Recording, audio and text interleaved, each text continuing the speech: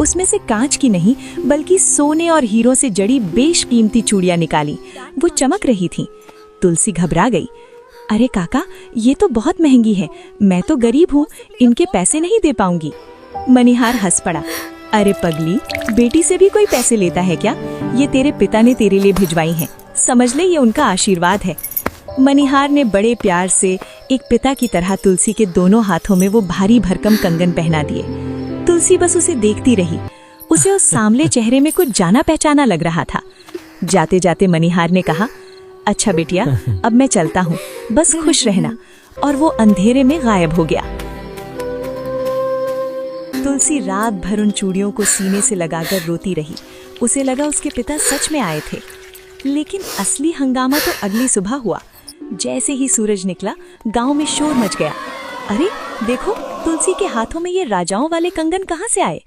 उधर मंदिर के पुजारी पागलों की तरह चोर को ढूंढते हुए उसी गांव की तरफ आ रहे थे। और जब उन्होंने तुलसी के हाथों में वो कंगन देखे तो उनकी आंखें फटी की फटी रह गईं। पुजारी चिल्लाया, पकड़ लो इसे, यही है वो चोरनी, इसने प्रभु के गहने चुराए हैं, इसे राजा के पास ले चलो, वही न्याय करेंगे। अब क्या होगा तुलसी का? सिपाहियों ने बेचारी तुलसी को चारों तरफ से घेर रखा था। उसके कोमल हाथों में वो भारी भरकम सोने के कंगन थे जो कल रात तक प्रभु के हाथों की शोभा बढ़ा रहे थे। पुजारी चिल्लाया, पकड़ लो इस पापिनी को, भगवान के गहने चुराए हैं इसने, इसे राजा के पास ले चलो, वही न्याय करेंगे। तुलसी रोती रही, गिड़गिड़ाती रही, नहीं नहीं, मैंने चोरी नहीं की, वो मनिहार आया था, मेरे पिता ने भेजा था उसे। लेकिन कौन सुनेगा एक अनाथ की? सिपाही उसे घसीटते हुए राजा गजपति के दरबार में ले गए। राजा गजपति गुस्से में लाल थे। किसकी हिम्मत हुई मेरे प्रभु के कंगन चुराने की? पुजारियों ने तुलसी को आगे कर दिया। महाराज, ये लड़की है वो चोर, इसके पास से मिले हैं प्रभु के कंगन।